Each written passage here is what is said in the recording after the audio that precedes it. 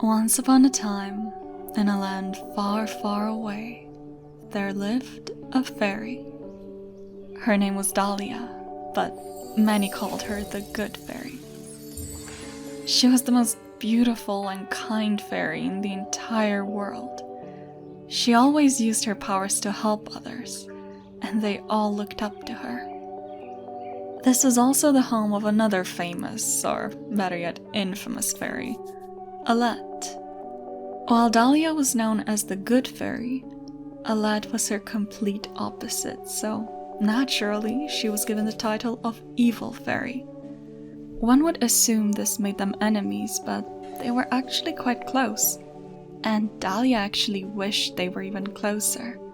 If any human accidentally found the entrance to the fairy village, Alette made sure that they would never return and discover their secret. She knew how dangerous humans could be. Back when she was little, many fairies, including her nanny, went missing without a trace after interacting with humans, so she made sure no one else would suffer the same fate.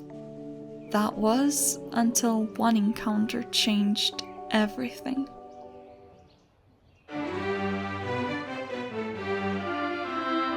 The village's fantastical residents gathered for an emergency meeting. They needed to figure out how to deal with the intruder. What would they do if he saw one of them? What would they do if he returned? As they got into a heated debate, they looked around the room and noticed one of the fairies was missing. "Fear not," said Dahlia, looking calm and beautiful as ever.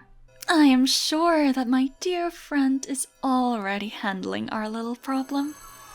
And of course, she was correct.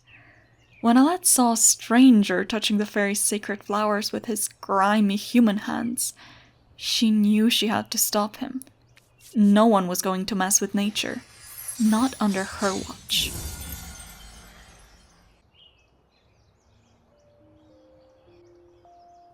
Alette flew away, amused by the human's reaction.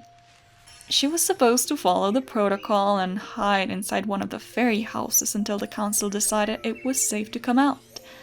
But Alette wasn't a fan of rules. The stranger was already out of the village anyways, right? Wrong. "Excuse me," said the stranger. Alette was shocked. Why hasn't he left yet? Did he want revenge? Would he hurt her? She turned around expecting a rude encounter, but that couldn't have been further from the truth. "What do you want?" she asked him. Hello, my name is Tobias," he replied. He sounded more cheerful than Alette expected. I was wondering if you could help me." "You have the gall to ask for my help. If you wanted to live in peace, you shouldn't be disturbing nature like that." Tobias looked offended. "Disturbing nature? Why would I do that? I run an apothecary down at the SimsBerrry Grove. My client has a bad case of sonic sinuses, and I was just foraging for ingredients to help them out and got lost on the way. I didn't want to hurt your plant, I swear." The fairy had no real reason to trust the human. Why would she? She had encountered many of them in the past, and none of them made her think twice about her actions. But something was different about Tobias. Alette warned the human to stay away from the fairy village. She used her magic to duplicate one of the petals she was carrying and made him promise to never return. If he wanted special ingredients for his cures, he was going to need to find them elsewhere. Tobias was grateful for the help he received. "Thank you so much. Please, come to SimsBerrry Grove so I can properly thank you for this. You've really saved me."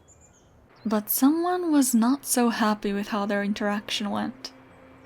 Why was this human smiling at Alette?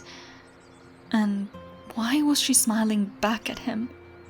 She should be smiling at her instead. "I found them. I think I found the fairy."